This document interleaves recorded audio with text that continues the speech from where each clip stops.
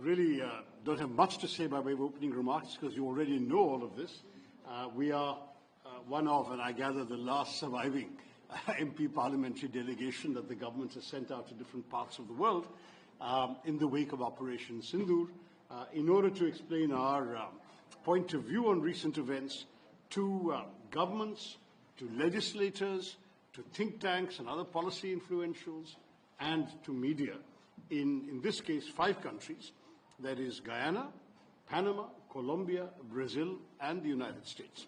Strictly speaking, we also began through the United States because on our way to Guyana, we stopped in New York, went to the 9/11 memorial, and showed our solidarity with the victims of terrorism everywhere, since, as you know, many, many nationalities lost people in that attack of 9/11. So that's been basically the nature of our journey. I would simply say that we've had very, very positive trips so far. In every country, we have been extremely well received. In at least 3 countries at the very highest levels, and the other country at the highest level possible, since the foreign ministers, in one case, the foreign minister was away and the acting foreign minister received us. But otherwise, we have been received extremely well.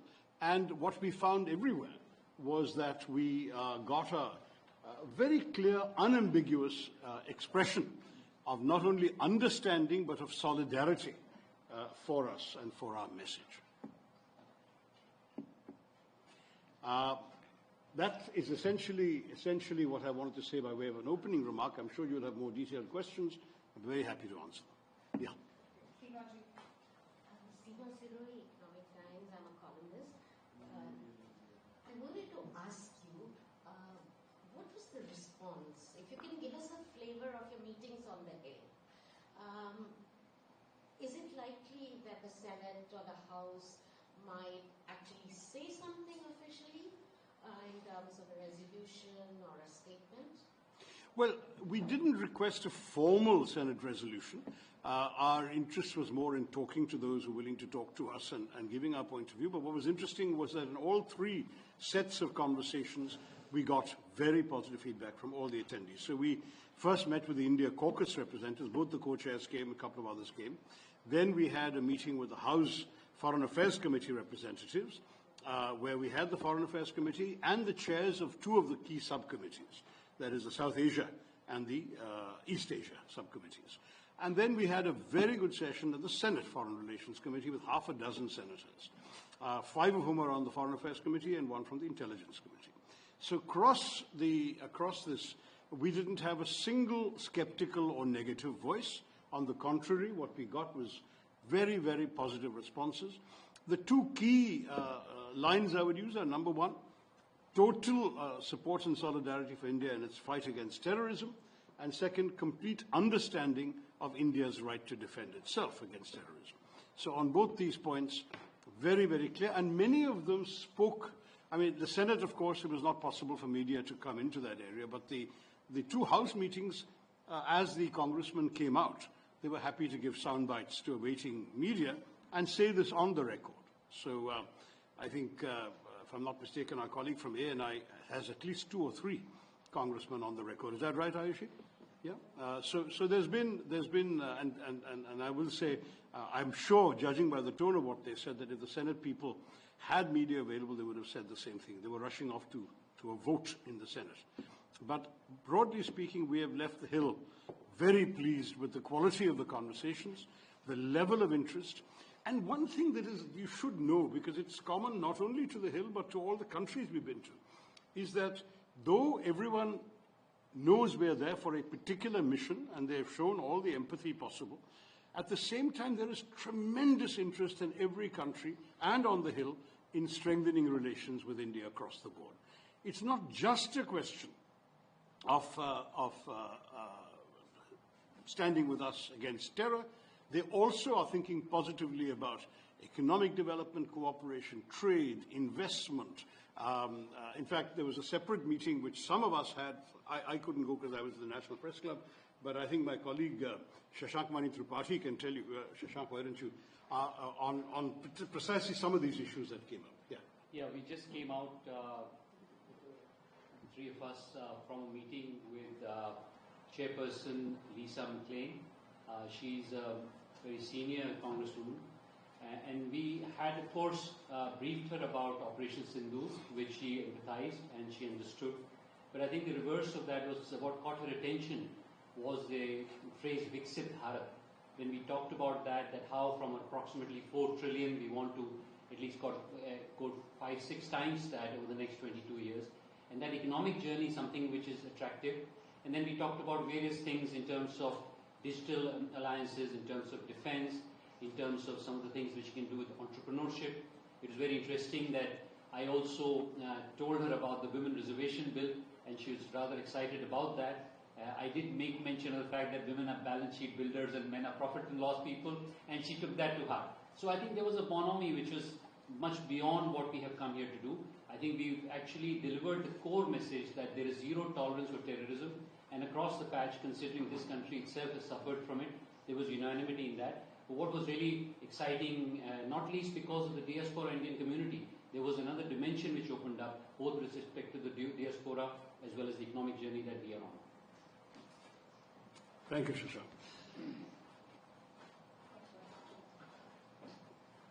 Chidananda Raj, the Times of India.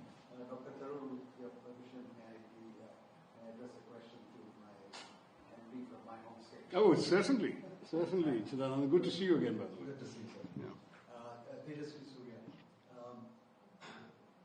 Just to follow up on Bilal Bhutto's remark, comparing perhaps your party to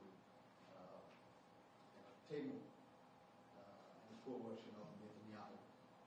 I thought it was the Pakistanis who bought from Temu and Indians bought from Amazon or one of the bigger markets.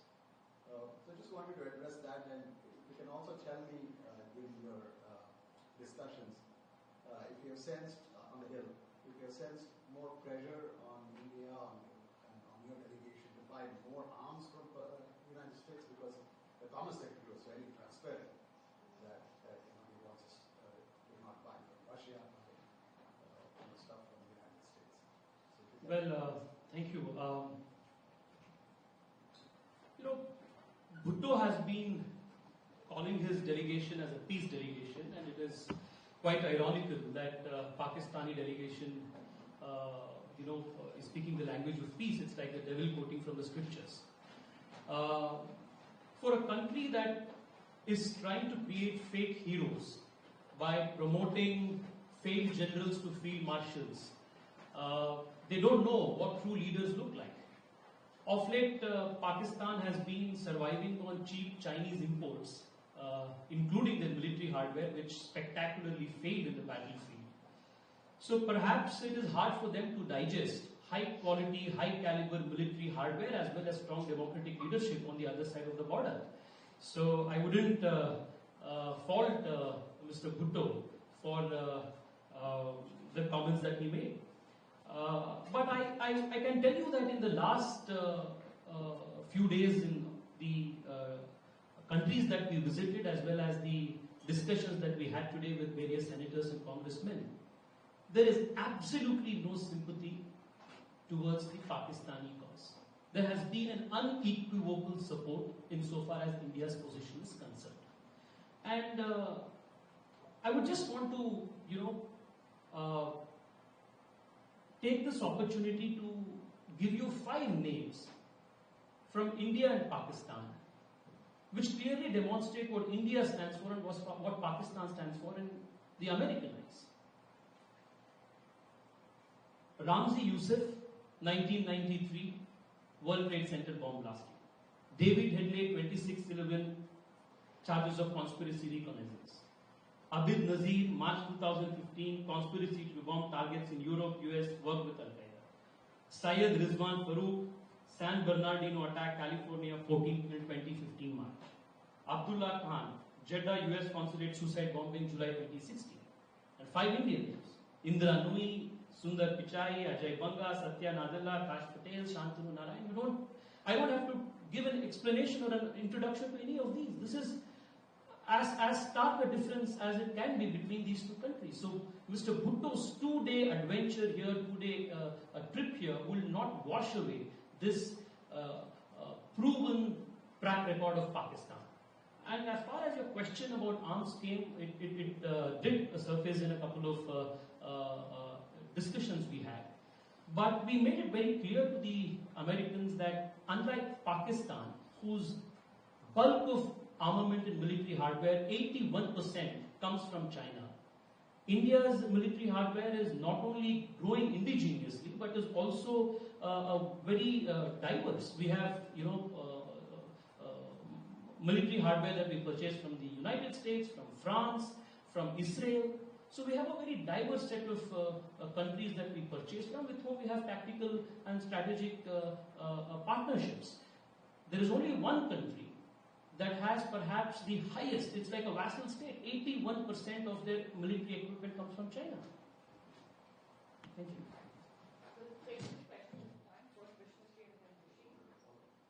Good evening, Dr. Tharoor. This is Vishnu from South Asian Herald.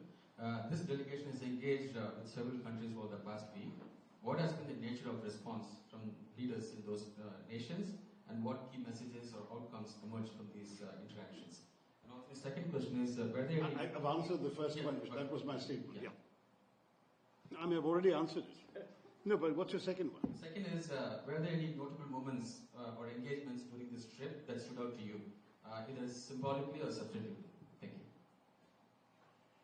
Well, symbolically, I'd say that in every place we've gone to, including here, where we'll do it tomorrow, we have been paying tribute to the statue of Mahatma Gandhi. What's striking is that there is no capital, it seems, where there isn't a bust, at least one, if not two or three, in the capital city, hailing Mahatma Gandhi. And it's a reminder to the world that we are a land of peace and non-violence. We don't desire war, we don't seek it. But if it is thrust upon us, we will face it with courage. And Mahatma Gandhi taught us all not to live in fear, and we will not live in fear. So that symbolically would be the one part of your question.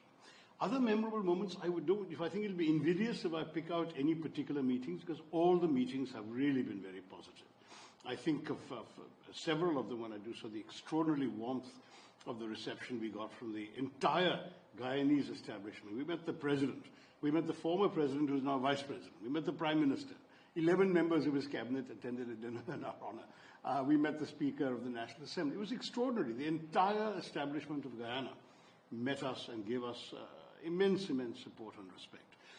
In Panama, it was striking. I think we often joked about this amongst ourselves, that one of the things the foreign minister wanted, after he had already publicly expressed support for our stand on this particular conflict, was to have an IIT. He said, when can you bring an IIT to Panama? That was what. So, India is seen in this very, very broader, much broader light. In Colombia, we had terrific interactions right across the board. And again, what was striking with the government of Colombia was that when they spoke to us really as people they wanted to get to do more with. We had, for example, a think tank called the Colombia Council of International Affairs, which had a wide variety of people. They had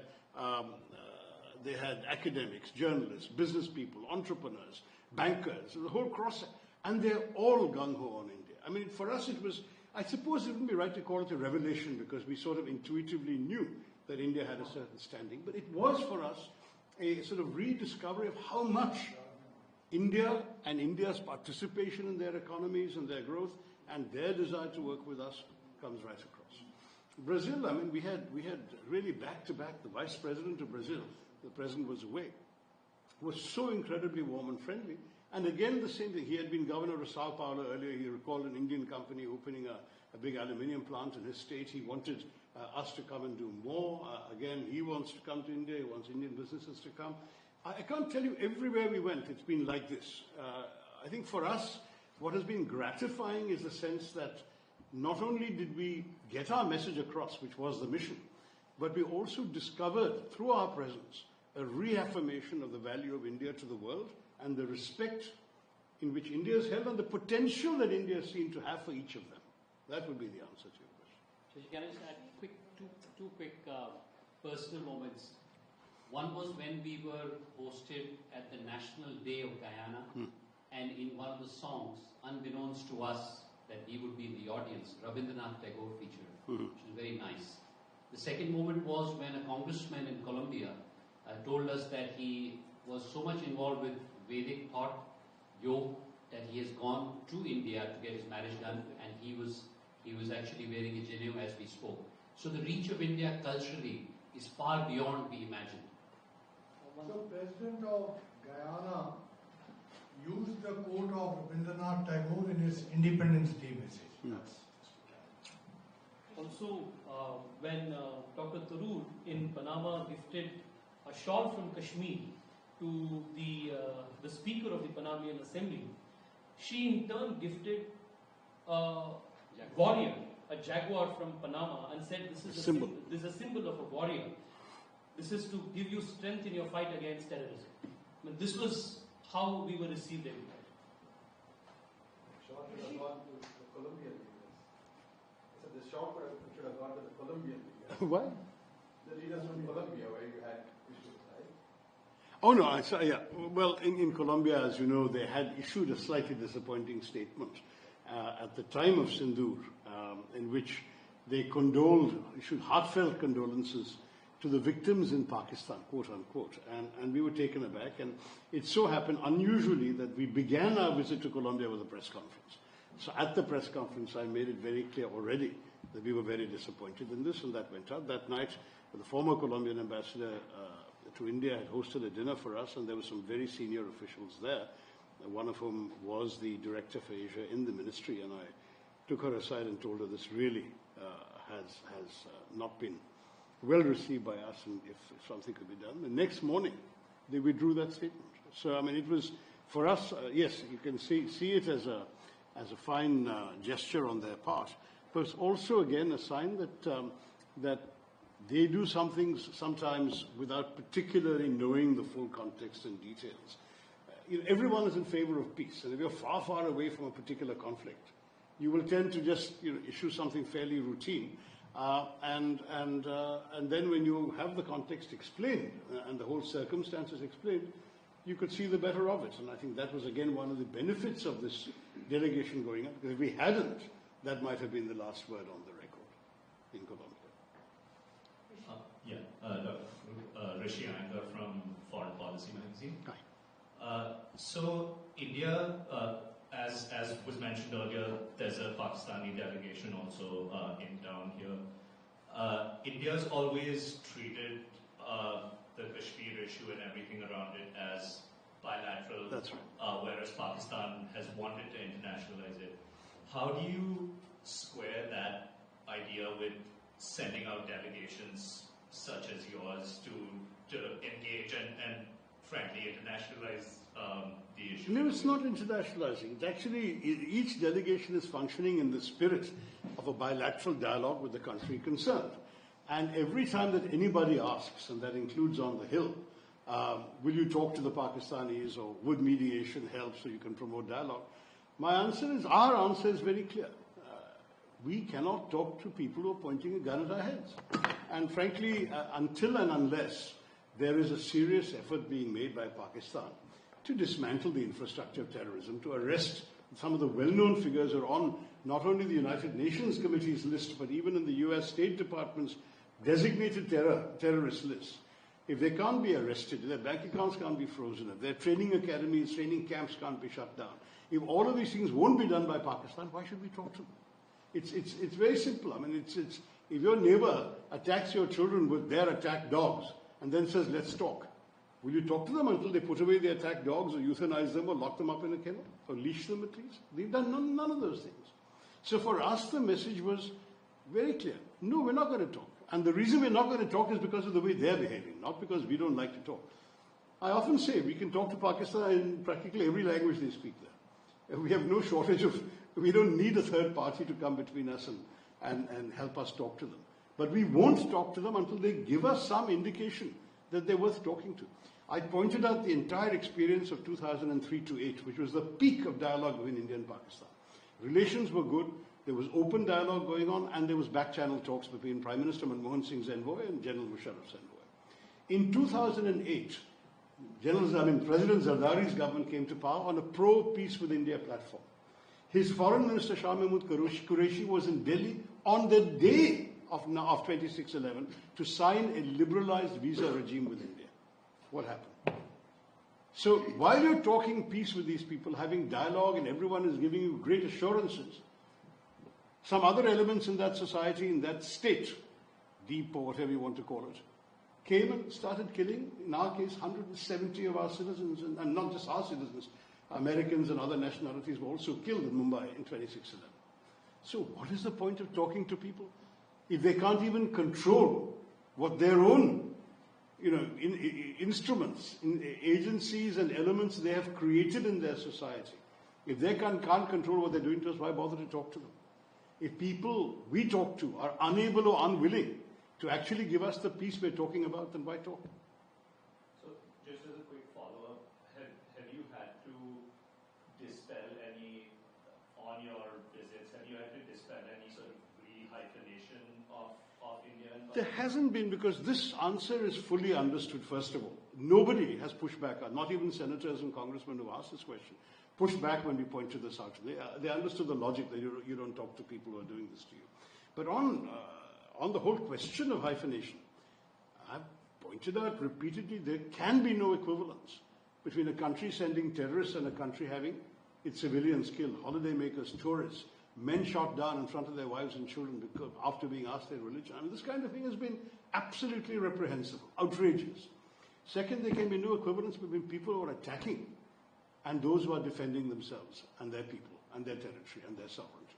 There can be no equivalence. So there's no question. I said this is not about India and Pakistan. This is about India and terrorism inflicted on India.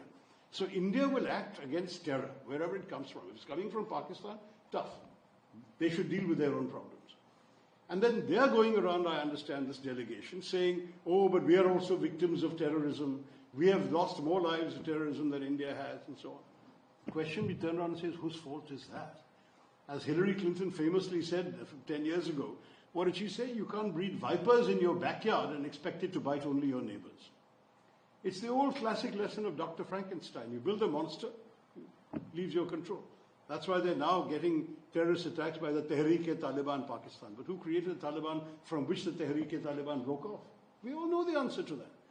So let Pakistan look inside itself. Let it do some serious interior reflection before it goes around pleading innocence and deniability and everything else. So can I just add one sentence to it? On the question of hyphenation, over the last 10 days in the last 4 countries and today, including the United States, one consistent theme in all of our conversations has been, after we complete the agenda of Operation Sindhu, every country, irrespective of where we went, wants to engage with India on a